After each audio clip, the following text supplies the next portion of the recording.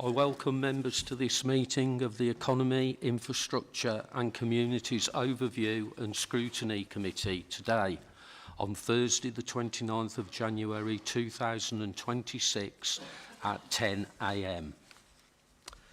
Good morning everyone. Today's meeting is about how we turn strategy into delivery, how these plans will change decisions, investment and outcomes for residents.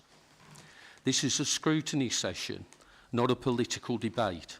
Our focus is on evidence, implementation and accountability, and I ask that contributions stay centred on the business before us.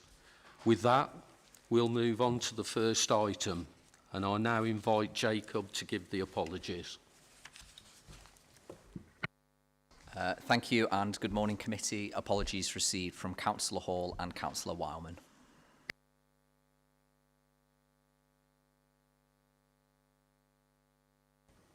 Are there any declarations of interest?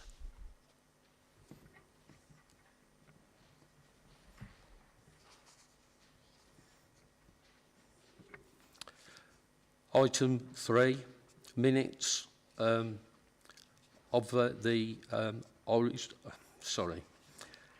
minutes of the meeting of the 17th of November 2025. I resolve that the minutes of the meeting held on Monday, the 17th of November 2025, be confirmed as correct, record and signed by the Chair. Please could I invite someone to move this motion? And someone to second? Thank you.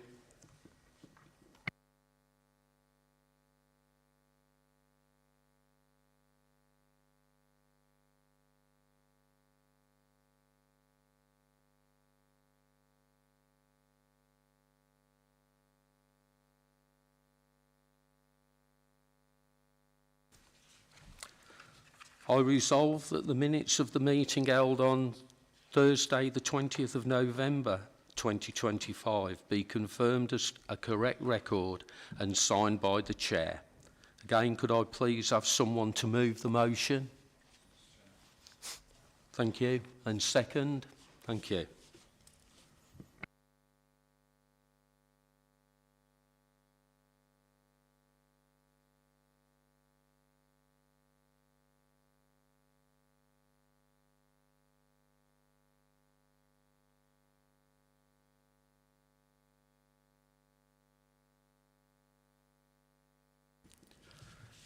We now move on to item 5 of the agenda, Traffic and Network Management Plan. And I invite Councillor Mason to present, please. Thank you, Chair. Thank you, members. I'm pleased to introduce the draft Transport and Management Plan. This plan outlines how we're going to meet our statutory duties to manage Staffordshire's highways network and effectively keep the county moving. Our network is essential to daily life. It supports the jobs, it supports businesses, education, and it allows the community to go about its daily activities. And it continues to face rising pressures, increasing traffic flows, the roadworks from utilities and repairs and developments that are taking place across our county. And of course, we're also seeing a change and an increase in perhaps severe weather events, such as heavy rainfall and flooding. This plan sets out and coordinates the works, how we improve communication, how we manage incidents and events, and strengthens the resilience so that journeys remain reliable and the network operates safely, which is our key statutory requirement. The plan focuses on some clear objectives, keeping people moving and goods moving efficiently, reducing congestion where we can, improving journey and time reliability, ensuring safety for all road users, minimising disruption and environmental impacts, and improving the information we provide to residents. In July last year, July 2025, you may recall that I wrote an open letter to residents.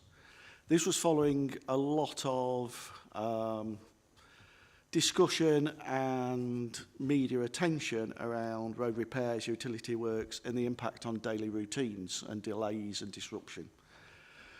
Since then, and despite still the very limited span of control over things like utility works that the County Council have due to the existing legislation, I've taken steps and hopefully to better manage the timing and to minimise that disruption for how we execute the works.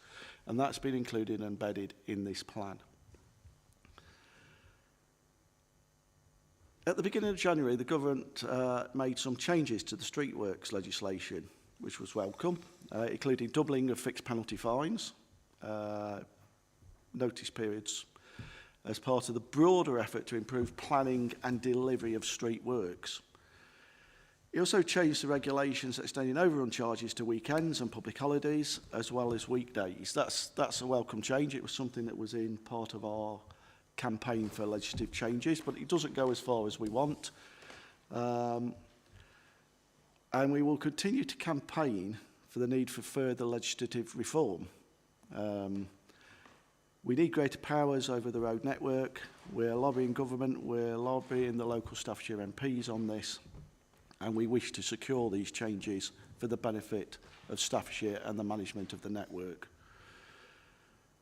Of course, the January changes are welcome, but there is more to do to keep Staffordshire moving. This traffic and network management plan aligns with and seeks to balance the disruption caused by essential roadworks, and we can't do them without disruption, and street works, and with our wider priorities for economic growth, connectivity and stronger communities. And it is a balancing act. It is a bit of a tightrope that we have to walk with this plan in order to ensure that we do and execute the works that are necessary while trying to maintain a functional network as much as possible. And that is always two competing things. So today, I'd like to think the Scrutiny's role is to review this draft plan, to help shape the final version before it goes to Cabinet. Your insights, challenge on this will hopefully ensure that the plan meets those objectives and it delivers for the needs of the residents and our businesses in Staffordshire. So thank you for that. I'd like to open it up to yourselves or hand over to whoever you would like questions of. Thank you. Thank you for that, Councillor Mason. Yes, I have a couple of questions, and I notice on the last page, on page 35, last paragraph under legislation, it says that we basically have a statutory duty to prevent accidents. Now, I've had a situation brought to me by a resident concerning a junction which, in my opinion, obviously there would have to be a risk assessment carried out on it. I understand that I've used, and I believe that it's it's on a very dangerous blind bend. Now, when I actually raised this with Highways, they gave me an overview of the data, and they said that actually there'd been no accidents or recorded collisions, certainly over the period, over I think it was the last 3 years or something like that. But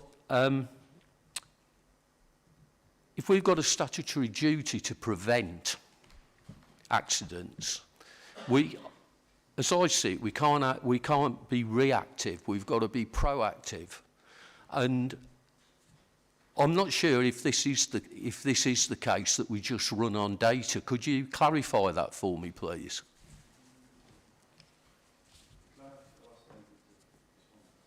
Thank you.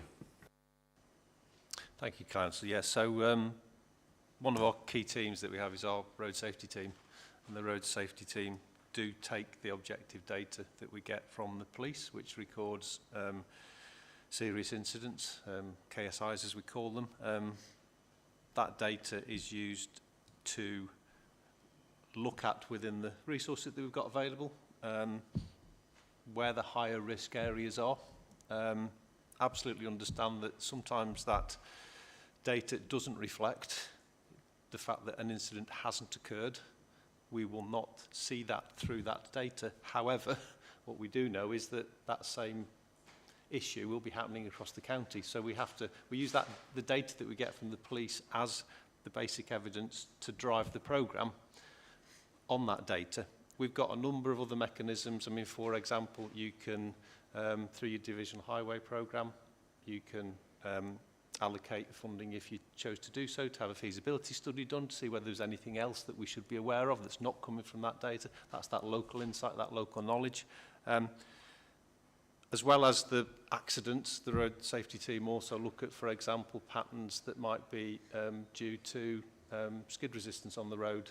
So we would look then, for example, whether the road needs resurfacing as part of preventative treatment. So there's a lot of work goes on in the background. It is very data driven. The key data is the insight from the police through the data that we get from them, the road stats data. But local issues like that, the insight would be to have the conversation with the divisional highway team, the communities team, to see whether that could be funded. The study would be warranted to be funded through the divisional highway programme. Thank you for that. And I have a further question. On Appendix 1, which is on page 4, item 9, this is on the executive response to the Network Management Working Group recommendations.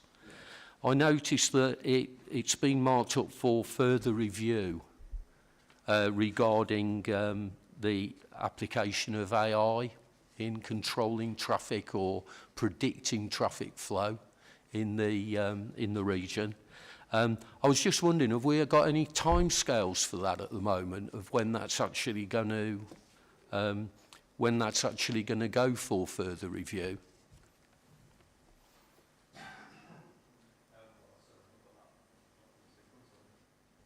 Is it not? It doesn't form part of the appendices to that. It's on Appendix 1. Right. The simple answer is no, we'll have to come back with the timescale. The further review will be an ongoing review anyway, with all these initiatives, any sort of developments and initiatives like this. It won't be an end point as such. We will look to seek to use the developing technologies in the best way to deliver what we need to do, to enhance the arrangements of how we operate, and it will be kept under review on a rolling basis. We don't have a date for a specific review of AI for that point. There's a number of, I think, responses in there that we stated we would keep under consideration and look for further review, and they will form part of the rolling operations and management structures and reviews that take place as part of the operations anyway, to ensure that as things develop, we seek to use those that present opportunities for the benefit of managing the network. There is a balance to be had on some of these, of course. Some of them come with costs, some of them comes with resource requirements. Some of them will need investment. Therefore, we need to make business cases around them as well, to make sure that where we do put that investment into these things, we are confident that we're going to get the benefit back out of doing so. So while there is no specific date, what I will say is it's an ongoing activity throughout the operations of the team, if that's okay. Thank you. Councillor Tagg. Thank you, Chair. The portfolio holder in his opening comments mentioned the pause which was brought in by the administration over that 3-month period in the summer. It's just a question about what has been the knock-on effect of that for the repairs across the highways, whether they be county or whether they be utilities. Because in Newcastle Borough we had in July signs going up for structural repairs to a road in Dimsdale Parade. Those signs remained up for about a week and a half and then they disappeared, but then appeared again just before Christmas for a January the 5th start. Of course, January the 5th was the big snow episode we had at the beginning of the year, so no work took place for about a week after that, and I think there's going to be a 2-month delays now around that area where that work takes place on an important scheme, which should have happened last summer. In conjunction with that, we've seen several areas across the borough within a couple of miles, less than a couple of miles of this area, utility works taking place, temporary lights delaying. It seems to me as if that's the problem which the portfolio was trying to solve in the summer, which I believe was a problem in Stafford, and the MP was on about it, which led to your unilateral pause across the urban areas across the county, according to what was published by the County Council, even though obviously officers in their advice to you said that that could cause problems, such as probably what I'm identifying here. So Newcastle Borough, and I think other areas, are suffering at the moment what Stafford was suffering in the summer because of the actions of the portfolio holder for the 3-month pause. So my question is, can you confirm that there is no lasting delays to the highway programme of this county council, which was agreed last spring, and also importantly, that there are going to be no delays to the surface dressing programme of roads as we start the new cycle of that as the spring comes later in the year. Because, of course, surface dressing, as members will know, and of course you will know, portfolio holder, is really important to protect roads from damage and potholes forming and give them a long-term protection at a very cheap cost. And something since 2009 which has proved really successful for the roads of Staffordshire. So can you confirm, one, whether there's no lasting delays to the highway structural programme which was agreed last spring, and also no delays to the surface dressing programme? Well, on the details, I'll ask David to respond in a minute, but I will correct the characterisation of a 3-month pause. That didn't happen, a 3-month pause. What happened was that we put in, for those areas that were already suffering extreme disruption through the existing programme of works, a 12-week pause on new works being commenced. And I still believe it was the right thing to do. If you've already wrecked people's ability to travel around the network and their neighbourhoods, why make it even worse? And we needed to make a decision to address the concerns that people were raising about their inability to operate their businesses, to go about their daily lives. This characterisation that there was 3-month stoppage of all works across the network is a fallacy. It did not happen. Works continued on the programme. Some works did get rescheduled in order to alleviate some of the extreme problems we were experiencing in some of the areas, yes. And we can talk, I'll let David respond on some of that detail. But it was the right thing to do, and it underpins what we've put into this draft network management plan, which is we need to execute the works while walking that tightrope that I talked about in my opening statement, that maintains a functional network for our businesses and our residents. Those two things will always compete. You want to repair the roads, and that's going to cause disruption. You want to close the roads. But if you close 2 or 3 roads in the same area, there is nowhere left for people to go.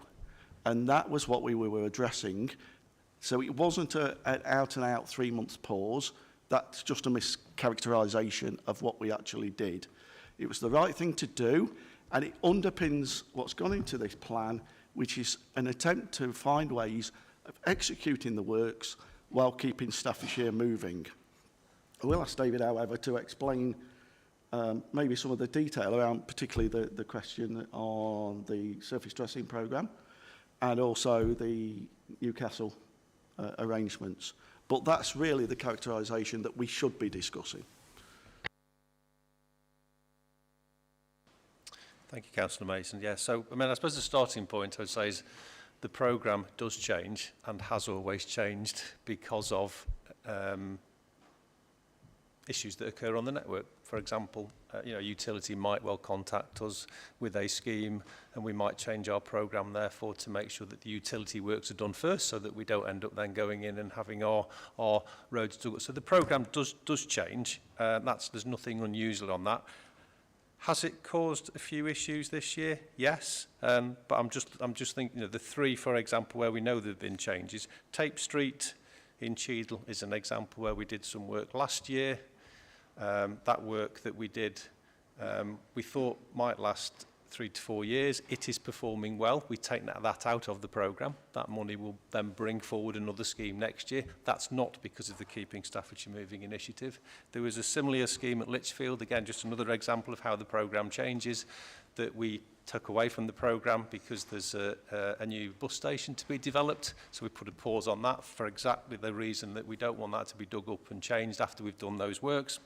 The one that we do know was affected, which may well have been, we may well have decided not to do the two at the same time anywhere, is a scheme in Cannock where we'd got 2 main arteries into Cannock that we'd potentially got work done on at the same time. However, it's likely that scheme may also have been paused because there was a drainage issue that we were trying to resolve, which we hadn't been able to resolve at the time that we pulled the scheme. So it's very difficult to kind of say on an individual scheme, was that a change that would have occurred anyway, or has that change occurred for another reason? In terms of preventative, we delivered, I think, our second biggest programme of prevented carriageway maintenance last year, over 400 streets. We've got the same in the programme this year.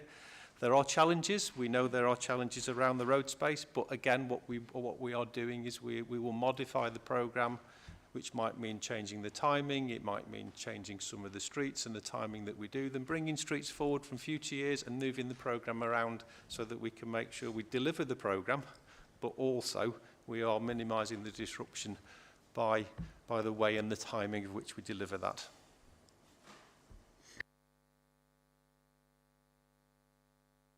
Councillor Bentley.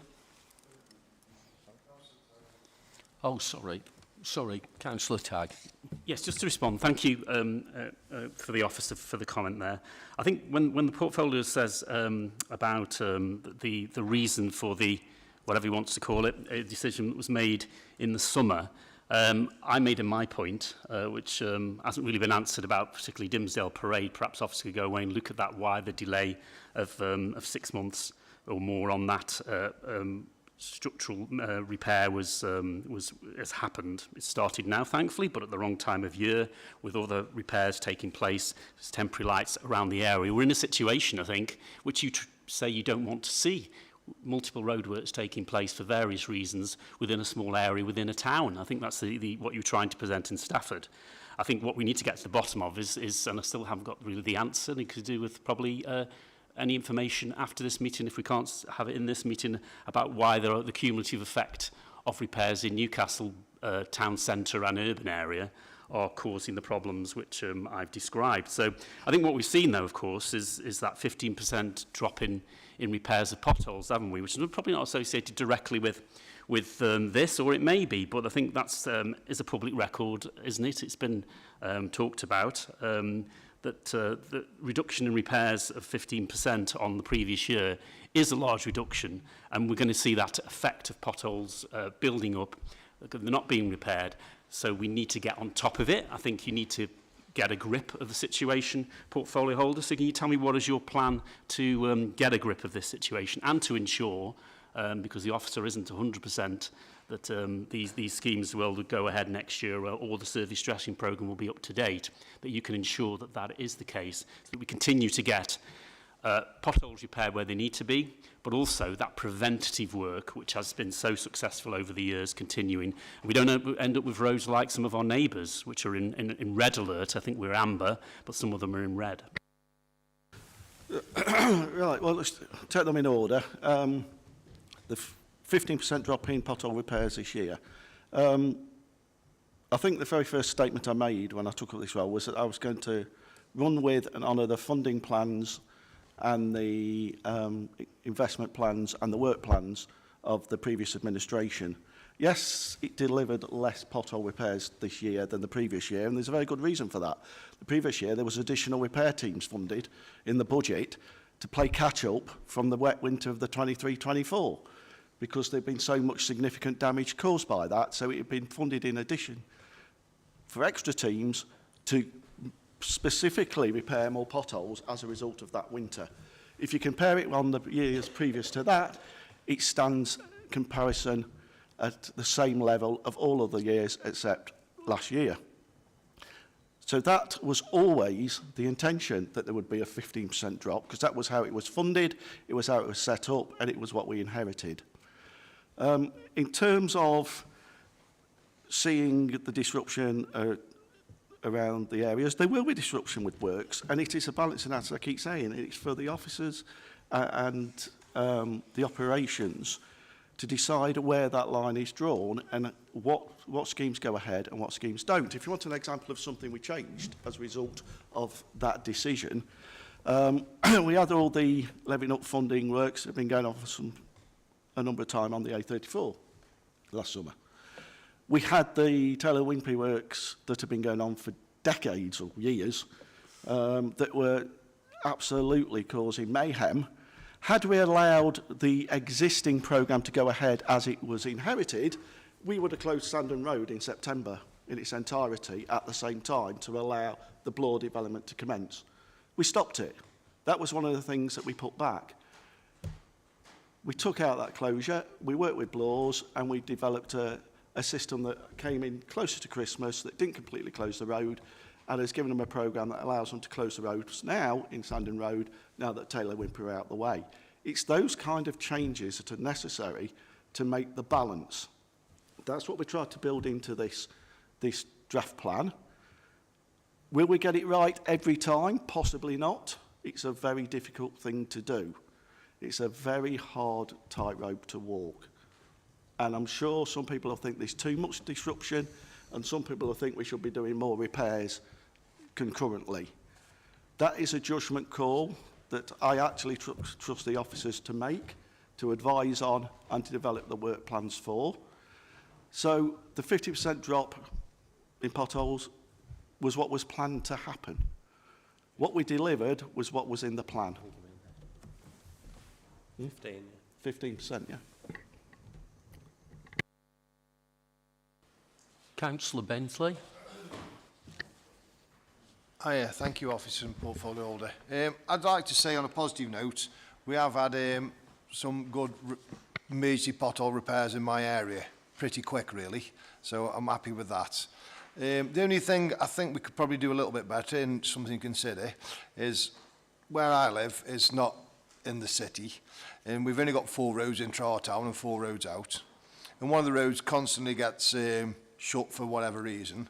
And I do think we could probably work with the utility firms and plan some of our little basic work around them. I'll give you an example. We shut one road for a couple of 3 hours. Well, it was shut for the day on the sign, but fair enough, the utility firm only shut it for half a day to replace a telegraph pole. And I just thought it would have been a great opportunity to have all the gullies sucked at the same time. So I just thought, I think you're going that way anyway, but that's the only thing I can see that'd be a quick win. And the other one is, we sometimes get told that we're having a road closure and then it's cancelled the last minute, but the feedback to us councillors sometimes a little bit slow, and we're left with a not quite understanding why, but thank you. But the potholes, you're doing a great job, thank you. Can I just answer that, particularly on the utilities? Part of what we're trying to do in bringing forward the whole roads approach is to coordinate asset types, so that when we visit an area, we visit it once and we do as much work as possible. Part of that, the roadmap to a better network, sets out that we do want to work closer with utilities, and we have had discussions with utilities, all utilities, across this. Part of the decision I made in July about the 12 weeks did upset the utilities quite a lot, shall I say. They were not happy that I'd asked them for 12 weeks look ahead of what they were planning to do. But unless we get some look ahead of what they're planning to do, coordination becomes pretty difficult and meaningless. It's reactive rather than planned. And 12 weeks is a minimum we'd like to know what's going to go on in an area. So we are working on that. The whole road strategy is trying to bring our assets together in a more coordinated way, which means we do more work in a single visit, put more pounds in the ground, and the network management plan has to support doing that. On the back of that, as we embed that, we will be looking to push the utilities to join in with that approach and to work far better in coordination with us. But there is something we have to recognise. The legislation allows them to come in and dig up the roads. They have a right of access. We have a statutory duty to enable it. And if it's an emergency, they will tell us once they've started. That you can never plan for, and you have to react to. That invariably, unfortunately, seems to happen in areas that causes the most disruption and the most chaos, where we're already doing other works. And that is just something we have to communicate and manage as it happens. You can't plan that out, unfortunately. I wish we could. But where we can plan it out and where we can engage with the utilities, I'm seeking to engage them in a more forward-looking plan that allows us to coordinate the works. And as we've said, if we know works are coming along, then why are we going in and just on a plan that was set 12 months ago and resurfacing the road, just have it dug up again? We want to avoid that waste. We want to avoid those episodes. And we want to try and coordinate better so that when we go, it remains repaired.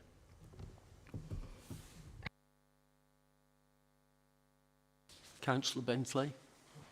Yeah, I just looked at it slightly different. I weren't thinking about us waiting for... I'm thinking that we work...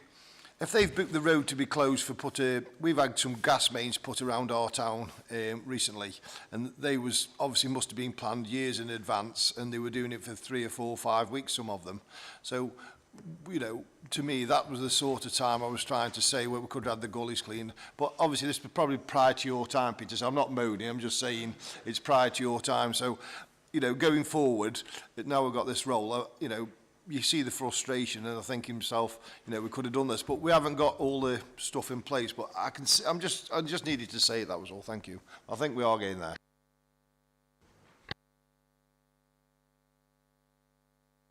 Councillor Baker.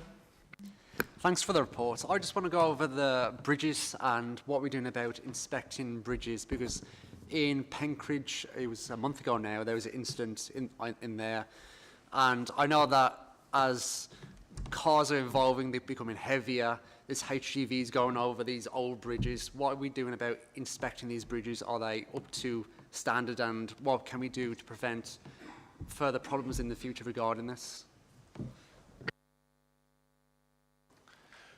I'm assuming that's the Cannock Road Bridge. So that's actually Canal and River Trust Bridge.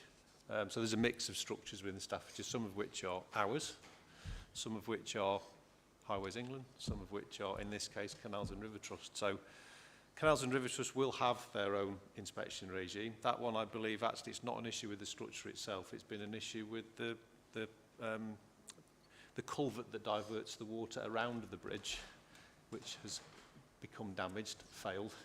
That's got to be repaired, and that is actually affecting the structure because the water's coming out of the culvert. So nationally, structures, bridges are a challenge, not just ours. We have a very robust and regular inspection regime. Bridges are inspected at different intervals. They get a variety of inspections, from a routine visual inspection to a more principal in-depth, you know, where we get up close and we touch it and we look at it, and we put you know, we bring elevated platforms in so we can look at it. Canals and River Trust, most national authorities that look after structures follow the same process. We can't, unfortunately, get away from the fact that structures have been identified as an issue nationally. From an infrastructure perspective, they are ageing.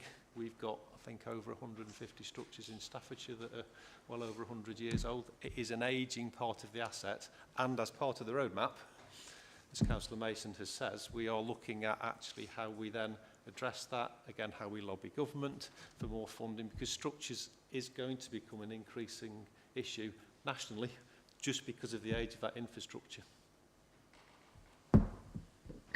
Just to follow on, so for our own bridges then, how many, I don't know, what's the time of every time we do inspect that bridge? Is it like every 3 years? Is it, just for clarification?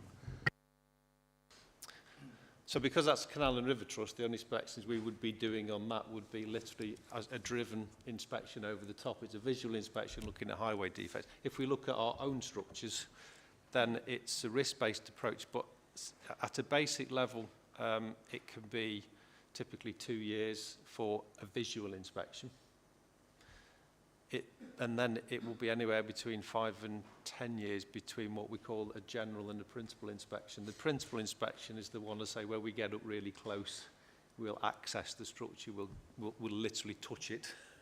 And that's on a risk basis. So actually the structures that are newer, we will do a principal inspection less frequently.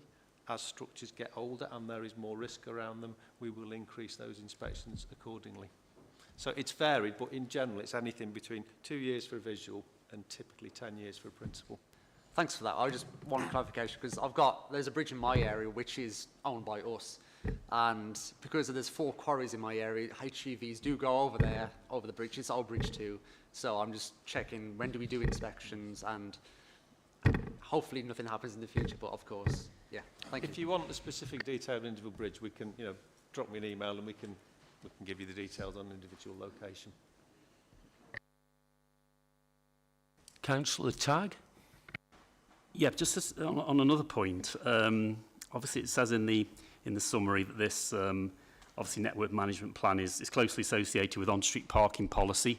Now we all know the issues of parking on double yellow lines, etc., and the county's role in that, and the employment of obviously the City of Stoke to do the enforcement, which of course is never really, whoever was doing it would never really be up to date. But I think a lot of residents, and there's a bit of confusion on the role between the county and the police over this one, of course, because police are obviously the criminal offence of obstruction, which is where there's no double yellow lines, whether that's at a junction or over a driveway or on a pavement, is a key issue for our residents. So my question to the portfolio is, I know you obviously, your thoughts on the police are well known, aren't they, and were published, and I'm sure they might not be too happy with you about those views, but putting that aside, can you assure us that you are talking to the police about their role in the enforcement of issues on street?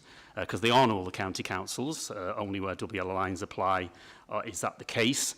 But I get in my area, and I'm sure other members do in other areas as well, get issues of pavement parking, which is obstruction, parking near a junction where there's no double yellow lines, which is obstruction, and also blocking driveways, which of course is an obstruction. It's the police that should act on those, and it's the police that should, again, issue fines or warnings. Rather than, happens a lot of the time, they actually refer it to the local councillors. As they say, the county or the council do parking enforcement. Well, that's only on the street, of course, where there's double yellow lines. So just your comments on that, and what's your relationship with the police in that matter? The relationship is absolutely fine. And no, you're right. Where there are double yellow lines and people park on pavements, that is an obstruction matter for the police. And I work very closely with our Cabinet Member for Community Cohesion and Security, who also is dealing with the daily interaction with the police. And of course there is potentially coming, the government have announced the ability for the councils to take additional enforcement powers relating to pavement parking in the future, and we will be reviewing that.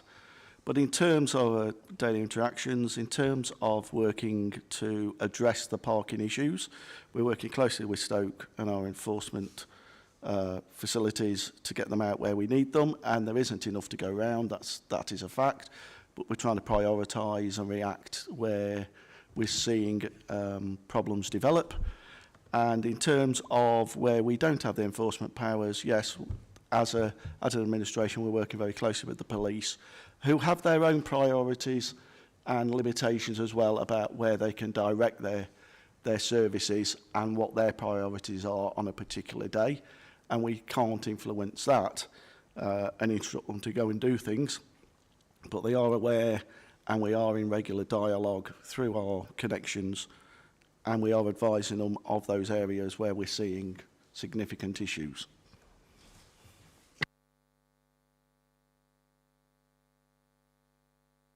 Councillor Bentley? As a borough councillor, and I'm a district councillor, what we did in our area is we encouraged the district council to relieve the parking charges that you could do on the car parks next to the schools, so that people didn't have to park on yellow lines outside the schools. So that's probably something you could take forward to your local council, because it definitely worked in Cheadle. We now do free parking up until 9:30, and then we do free parking from 3 o'clock to allow the parents to park on the council car parks close to the schools within walking distance. And it has relieved a lot of the parking issues in our town. Thank you.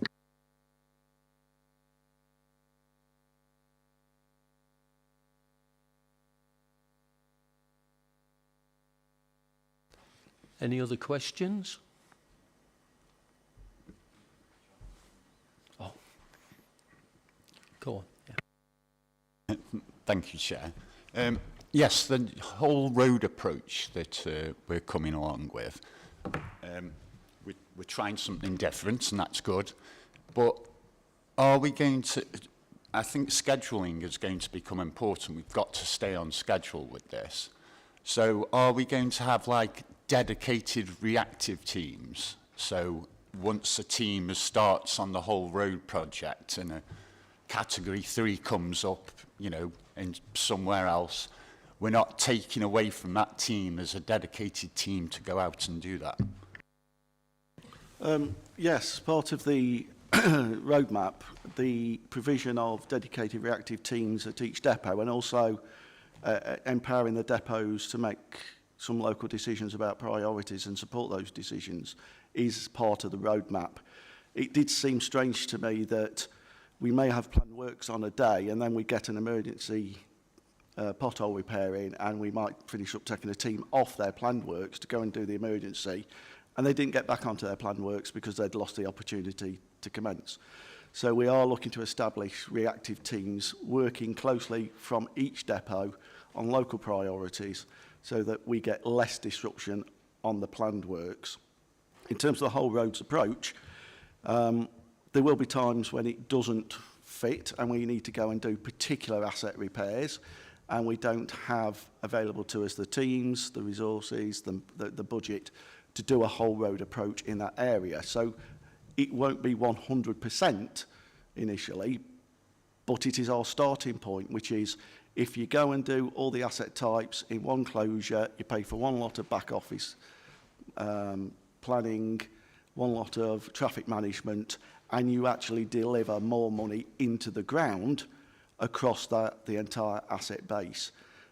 It won't work in every occasion, but it will be our starting point, and yes, we will have those reactive teams. Well, that's very welcome news. On drainage, could the same principle apply rather than... I see it quite a lot around my area. There's lorries from Burntwood in Newcastle, but also with funding for flooding areas, that comes from the Environment Agency, and there's a very long time delay between a problem being identified and then the funding coming through for that. So maybe dedicated drainage teams would start to spot the problems, and we could start moving forward with getting them problems fixed.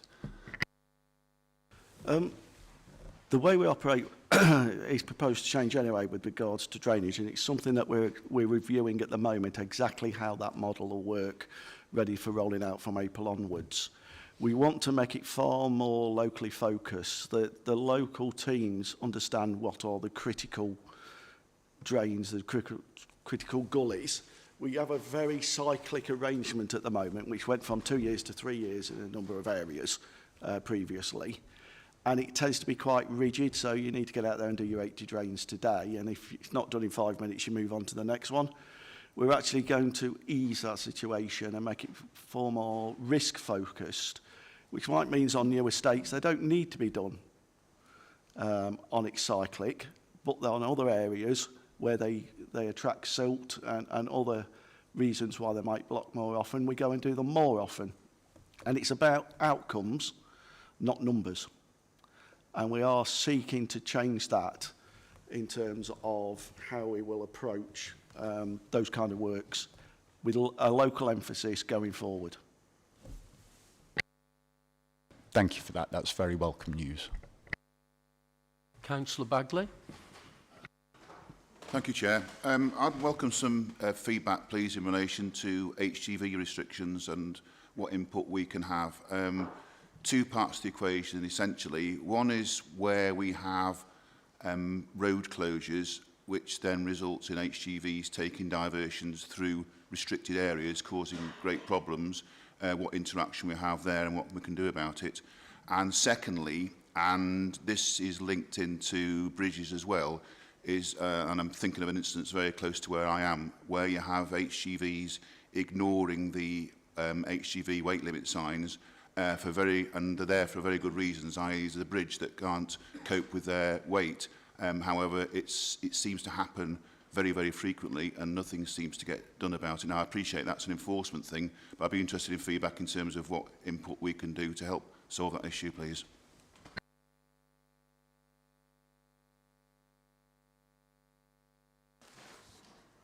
Yeah, thank you, Councillor. So at a top level,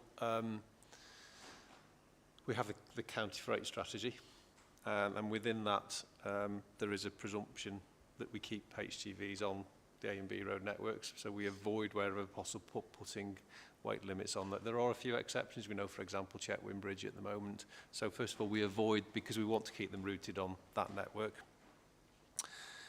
If you take the step down then in terms of diversion routes, for example, so there's work taking place, whenever we assess the suitability of a diversion route, for example, if a utility approaches us, they've got works, they've got a closure, they need a diversion route, we will check that to make that suit. Our general principle is if an A road's closed, we'll divert to A roads. If B road's closed, we'll divert to B roads. That's a general principle. That doesn't always work because there might be restrictions on that route, but that's the starting point. However, we know the challenge is sat-nav, that companies will use sat-nav. We can sign an official diversion route, but vehicles will ignore it. That's a challenge nationally. Now, we know there's been some work done nationally. Derbyshire did some work, for example, when they had the challenge with the reservoir 2 to 3 years ago, where they actually, for a short term, worked with the mapping providers like Google, for example, and they were able to put restrictions on it, which actually, when they were using Google Maps to follow a route, it in effect was told that don't use this other route as a diversion route. So there are things that we can do that we can explore. They've generally been used, though, nationally on individual major incidents like that rather than... We'll continue to do that in terms of right the way through to enforcement. Enforcement, it's a power that the police have. Moving traffic enforcement, there are options for us to look at that in the future. We've highlighted that in the traffic and network management plan. We'll have a look at that.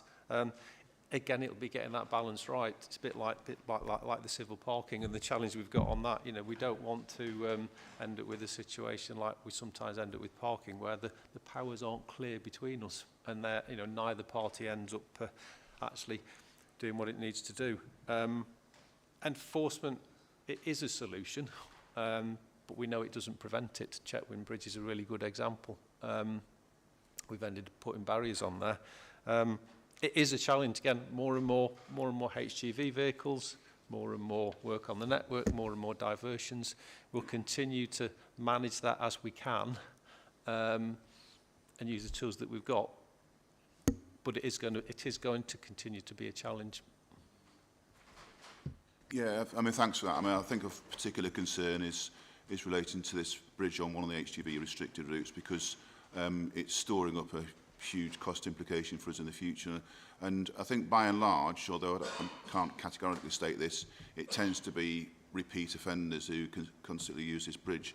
So again, in terms of enforcement, I think if we could liaise with someone to enforce it on 1 or 2 occasions, once they get used to the fact that they might get pulled over for doing it, it might stop them doing it in the future, and thus we can ease back on the enforcement thereafter.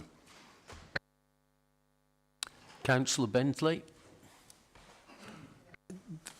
Going on from Councillor Sean's comments, my problem seems to be the side of the A50. We've got one of the longest stretches from we call it the Blythe Bridge roundabout, where we have problems with the wagons sometimes turning over, all the way down to your Toxity. So if we have an issue on that stretch, we do divert down Drake at level all the way through Team. And obviously I've just come into this role and I'm getting quite a lot of pressure on the Drake at level for a level crossing. And I brought this up at one of the meetings before, that road isn't, in my mind, assessed right, because it's assessed when the A50 is running. But when the A50 isn't running, that other road, the Draker Road, becomes a massive busy road. So just something, whether we can just look at the roads that get used regular for bypass, if you like. So when the A50 shut, I can guarantee it's been 3 or 4 times this year so far. We've used the Drake level down to Teen, and it goes all the way down then to the JCB. So is there any way we could ask for any improvements on them roads, knowing that they do have to pick this traffic up when we have an incident? Does that make sense what I'm trying to say? Whether it's lighting, the gullies cleaned a bit more often, road sweeping. I noticed the other day nobody cleaned the side of the side of the road, but it doesn't really matter when it's just, like I say, but when all the wagons are on it, there's mud and dirt going everywhere. So that's what I'm trying to get to. If we actually know that one of the roads will become the bypass if another road's having maintenance, crash or whatever, can we just have a look at, we can do a little bit more, and that would just make my life a lot easier. Thank you. So we work very closely with National Highways. The first conversation we always have with National Highways, certainly for planned work, is what's your strategic diversion route? How can you, the A38 is a good example there, how can you actually avoid the traffic getting there in the first place by taking it round on your own network? That's for planned work. Often it's unplanned work, which is a different. So where we know it's planned work and there is not an alternative, we will always say strategic diversion route first, and then whatever traffic is left, if it needs to use, for example, the old A50 as I call it, that's already on a monthly inspection route. If it's for a period of time, we will often then bring forward additional inspections before it's used, because it's planned. I think the challenge we have on the A, and you kind of alluded to it, a lorry turns over, that's completely unplanned. Yes, so when it's planned, yes, we will. And we will bring forward inspections to see whether there's work that can be done to avoid us having to do those work whilst it's being used as a diversion route. First principle is, with National Highways, can we avoid it being used in the first place? Or at least, what is their strategic diversion route to avoid traffic getting there? So we've minimised that in the first place. So we do a lot already. We'll continue to work with National Highways to see what we can do to improve that. Unplanned incidents are the biggest challenge, though.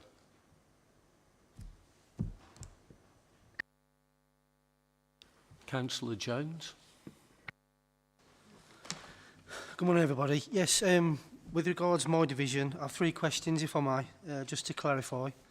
How will resident feedback and complaints about traffic disruption be used to inform changes to practice? How will you ensure stronger coordination and timing of works so communities are not repeatedly disrupted by multiple schemes?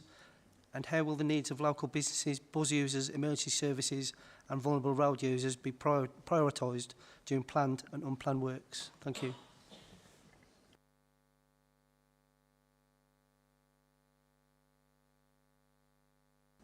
Thank you for that. Yes, so in terms of where issues do occur, I think that was the first question. What do we do when there is disruption? There is a category on our Report It online on the Staffordshire app, so there is a specific category for reporting. We would encourage people to do that. We have a team of inspectors, but actually we've got 800,000 residents in Staffordshire. We've got 62 elected members, so the more you tell us about, we do not always know. Utilities will go and do activities on the network, things will happen on the network. Some of those they have up to 2 hours to tell us about.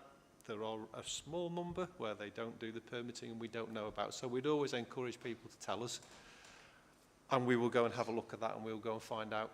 We had an example the other day, you know, we will go and look at it. So please, that's the system. But please, you know, your insight as well is really valuable on that. Coordination of works. We do a massive, I'd kind of describe it as the iceberg, you know, the 10% of issues that occur on the network which really do come to people's attention. It is that small number or less that we are left with after we've done an awful lot of work in the background. And 90% of activities in the background, we've done all that coordination, we've reduced the impact. I often describe it as kind of parallel universe. If we didn't do all that, how much more of a challenge it would be on the network. But again, you know, if people have got concerns on that, let us know. You know, we're always open to that insight. Certainly for the major works, but even down to some of the minor works, depending where they are, we are in contact with our bus team.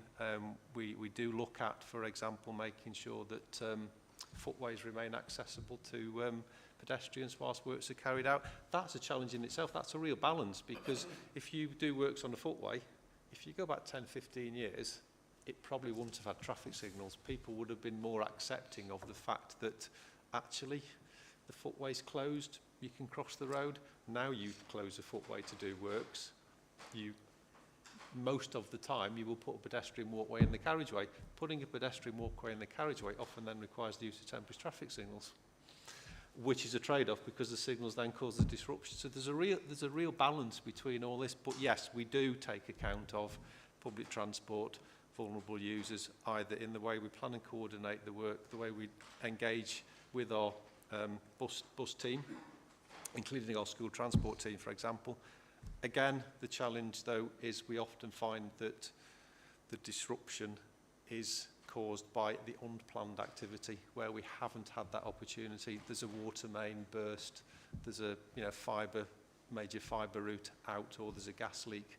They are the ones that we know are really frustrating with the bus providers, for example, because they cause unplanned disruption. Councillor Tagg.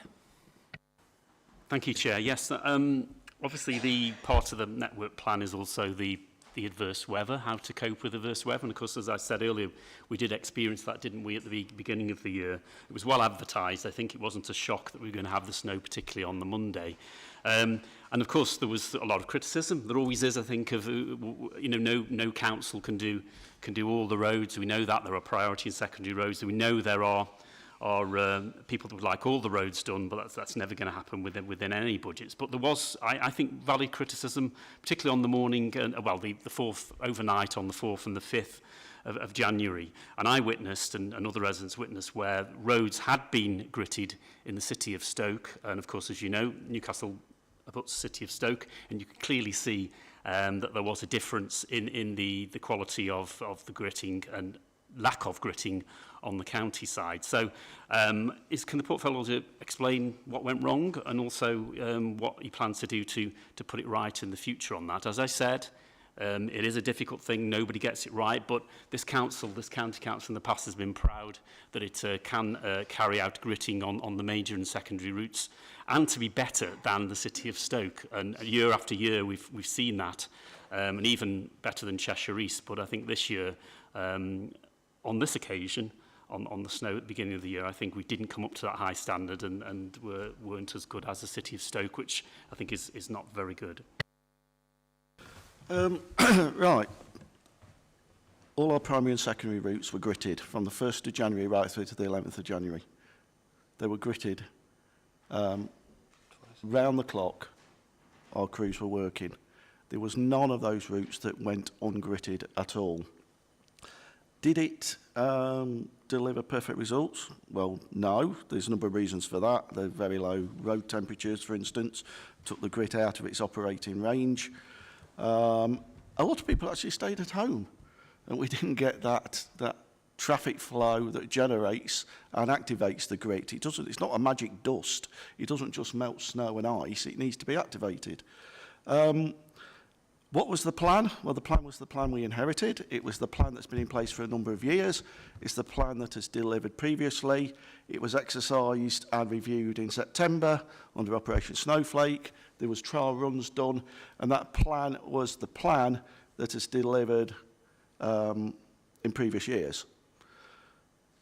You're right, we can't grit every road. And you're also right, even when we do, there are circumstances, events, temperatures, and scenarios where it's not perfect, even though we have gritted. And that is the reality of winter, and it's been the reality of winter in this country for as long as I've been alive. And that doesn't change. What will happen, however, going forward is the plan will get a thorough, detailed review this year to see whether we can learn lessons, whether we can improve what we inherited, whether we can move that plan forward in a better way. That will include grit bin locations, grit bin fill cycles, arrangements around why we grit, what we grit. The network does change, traffic flows do change, and it's probably due a review anyway, to be fair, to take account of those things. And that will form part of our plans to prepare for next winter. But let's get out of this winter first. Let's not try and do it in the middle of a campaign. We have our plans. Those plans, I believe, have been executed very well by actually the teams and the crews concerned. They've worked round the clock, they've worked their socks off, and I'm grateful to them for doing so. Nothing will ever be perfect. Could the outcomes have been better? Quite possibly, but it wasn't for the lack of gritting, it wasn't for the lack of effort, it wasn't for the lack of hours, it wasn't for the lack of grit that was delivered, but circumstances are circumstances, and sometimes you get better results than others. Some areas were fine, some areas seem to think that it hadn't had the effect it should have done. That is something that we will look at, but as I say, there was no lack of effort, there was no lack of grit, and there was no lack of commitment to be out there over that prolonged 2-week period, undertaking the winter maintenance plan.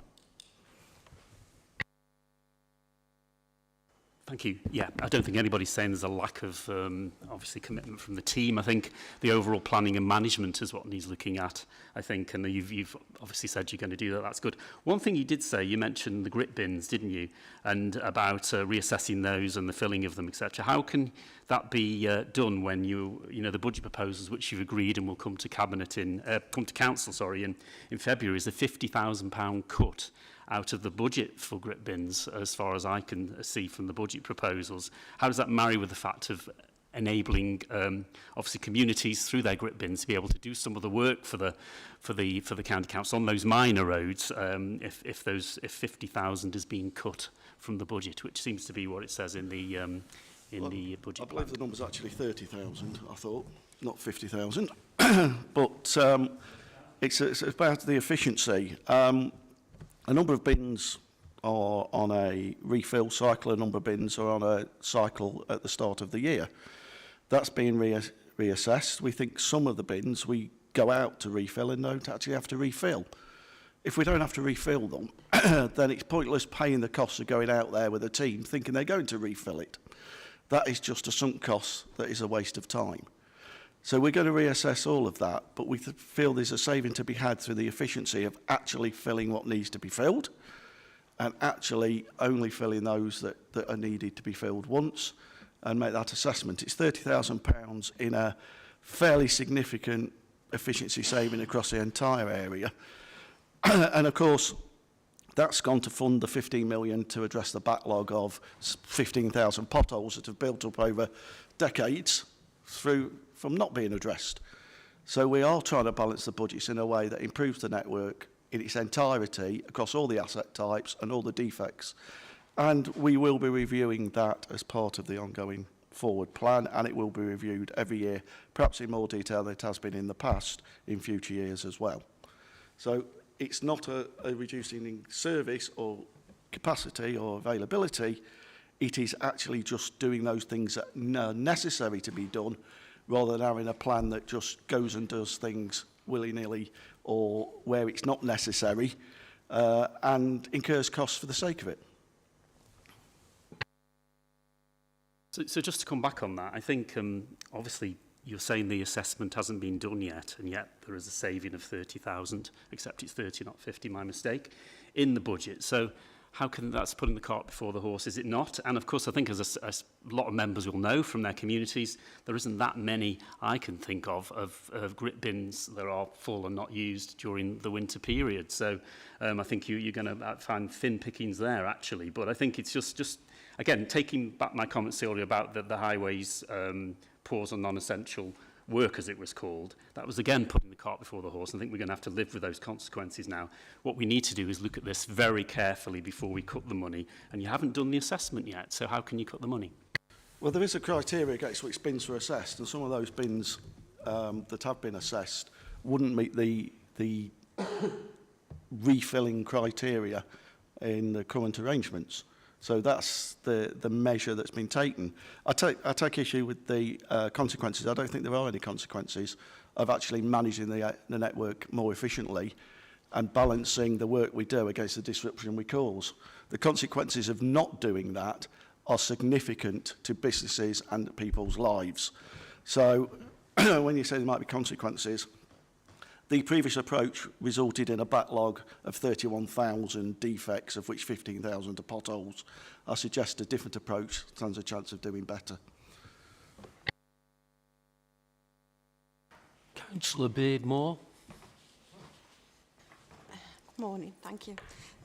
My question really is, this week, well, following on Monday, at Stafford, which is a main crossroads really, through out of the moorlands heading towards Stoke, quite a few people had started to use the One Network system, and then this week it was put on Facebook that the whole area was going to be shut off. The positive side of it is I got in touch with one of the traffic and network officers who was absolutely brilliant. She gave me all the information about what was actually going on in the area, how it was going to be closed off, how it was going to be, the traffic system was going to run, what it was going to be, the work that was going to be done. The only issue I've got with that really is a lot of people were asking me questions about what's going to happen with the bus routes, drop off for schools, because there's a huge school there. And then all the other questions started to come then about, well, how am I going to get to work from Mere to Alton Towers? I just feel that there's probably a little bit of lack of communication, and it's the proactive communication, I think, that we probably need to look at a little bit more with this. I mean, I know that we are councillors and we should do these sort of things for our residents, which is no problem at all. But I think if we, like, there's a little bit of lack with the bus service. People don't really know, you know, what's going to happen with where the buses are going to be diverted to and that sort of thing. If we could just have a little bit more information, I think that might be really useful. Yeah, we have been working to try and improve and develop the proactive comms. There is actually a press release, funny enough, just been signed off yesterday about Stafford that's coming out. Maybe the timing of that is a bit later than it could have been, but you know, there's a lot of comms, there's a lot of things going on the network, and there's a lot of information to get out there. In terms of buses and that, I think, as David says, we consult with them. They understand what the issues are. They work out their plans. They also should be communicating that out to residents to ensure that the understanding of any changes to routes, any changes to timetables and running times are known in the area. We're not necessarily privy to all of that because it's their plans at the end of the day. But we do work closely with buses and all. You know, the ambulance service, the fire service, everybody understands and is consulted and know what the implications are of the work we're going to do. And this is one of the examples I was talking about.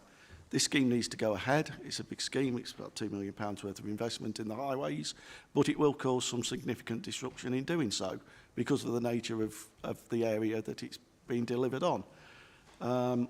So, yeah, we take it on board. We are working hard to try and make sure comms is improved. Generally, we've moved away from just saying what we're going to do to try and give more explanation on why we're doing it, how we're doing it, and what it does mean in terms of local disruption and what it might mean for residents and businesses. Can we do better? Yeah, we're still working on that, and we're still developing next year's communication plan and strategic comms around highways, and we'll keep trying to improve things, get that information out earlier, and make sure it's the information that residents need to make informed decisions.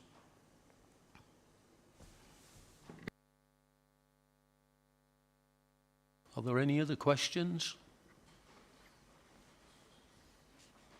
Councillor Bentley. Just a quick one. I'm looking forward to the review on your grit bins, but can we ask that the local councils are kept up to speed in their local areas, because some areas are more topical than others probably on that context. And you know, I've been a councillor for 12 years, and I have seen where we could move some around, or we could have extra ones. And then the other thing we've got to take consideration, which is the first time in my life I've ever seen a red weather warning. I never seen one before. The television was all over it, like Councillor Tagg said. So that must alter things as well, because if you have a red weather warning, it's slightly different, isn't it? It's different sort of snow, or different sort of wind, or different. So I think it's not as easy as just moving the grit bins. I think you've got to take consideration, if we have a red weather warning in January the 4th, that's a long season from January the 4th till April, if we use all the resources up in an area. So I don't think it's quite as simple as moving them around. I think as a local council, I'd like to have a little bit of a say-so, even if you said, you know, there's a little bit of a contingency plan that you could decide if you want a bit moving around. And I understand what you're saying about the lads driving around looking at bins. Well, we could probably ask the communities to feed back if a bin needs full, so you don't, a bit like reporting a pothole, you can report a grit bin. So, you know, there's ways forward, but I'm happy to work alongside you on the scheme of whatever you come up with. I think it was called the ice busting scheme in my day. I'm not sure if that's still going. I've seen it on the telly where other councils have these schemes, and the community gets behind the scheme, and the helpers really. So I think I'd like to be involved in that if possible. Thank you. Could just say it is possible to report group bins and group bin issues through the reporting system. There is that can be done now by the community and by individuals.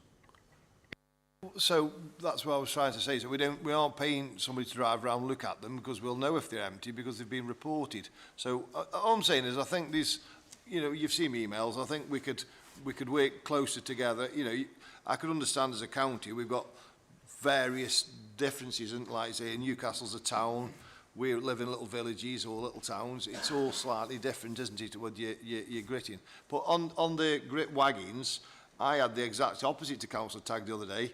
I was told that the Staffordshire County Councils were significantly better than the city. That come from, I don't know who was, somebody in the pub. I was talking about grit bins, I think, and they said, well, you've got to say you've got some of the best ones in the area, Councillor. Well, they didn't call me Councillor Bentley.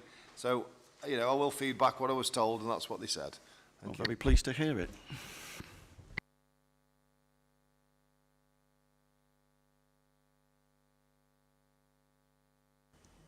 Okay. I recommend that the committee consider and comment on the draft traffic and network management plan. Please could I invite someone to move this motion? And a second, please. Thank you. So now we will move on to the item 6, the work programme, and I invite Jacob to provide an update, please.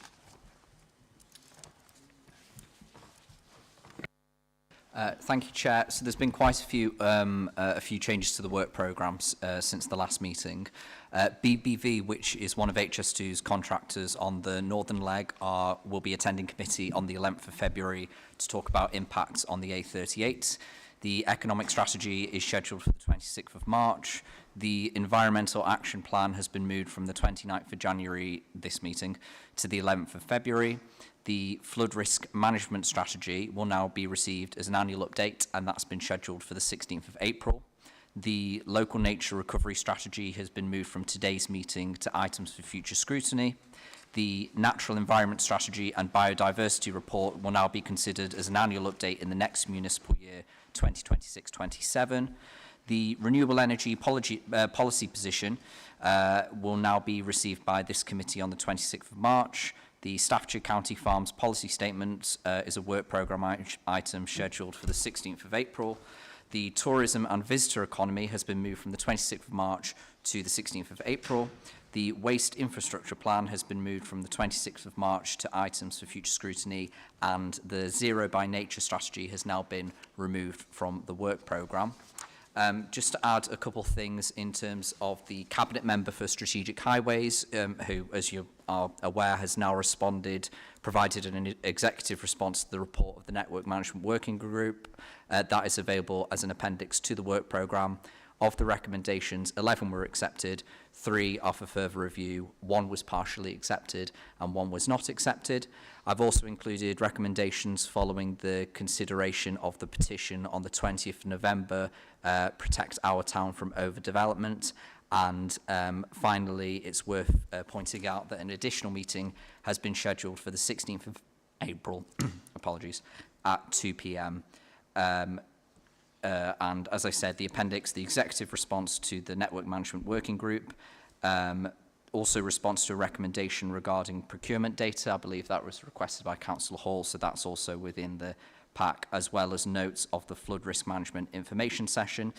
Councillor Griffiths kindly pointed out that his attendance was missing from there, so I will update that and issue a revised version of those notes.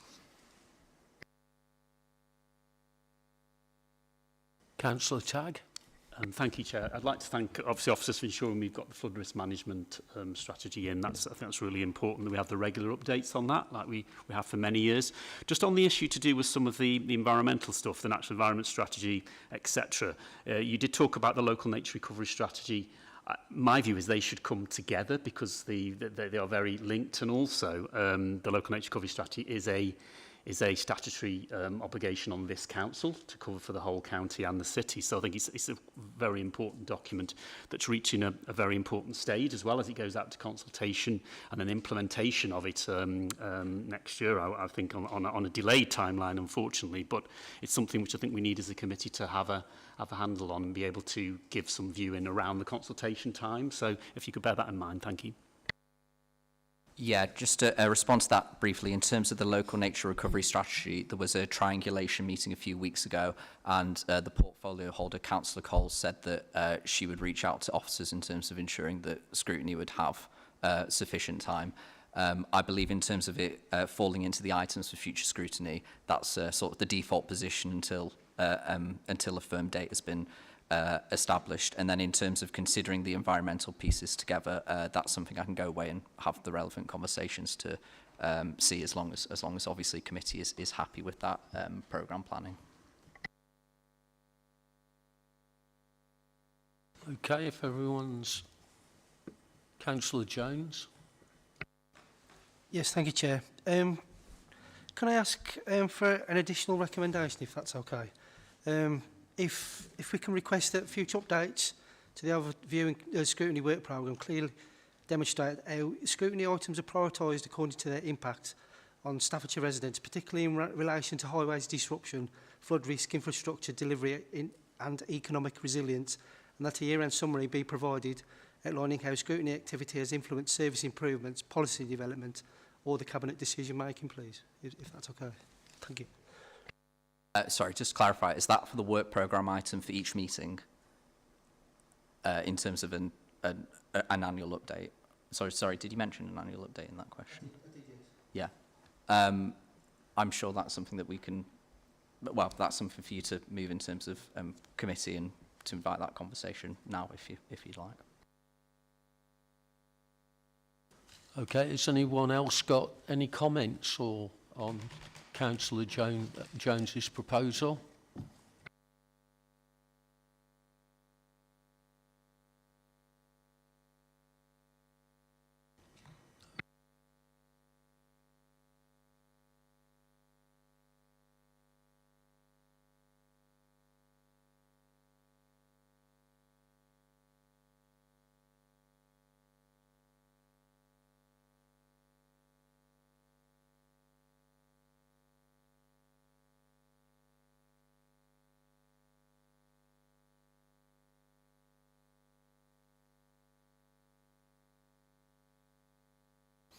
And I'd just like to thank everyone for attending and contributing to the meeting.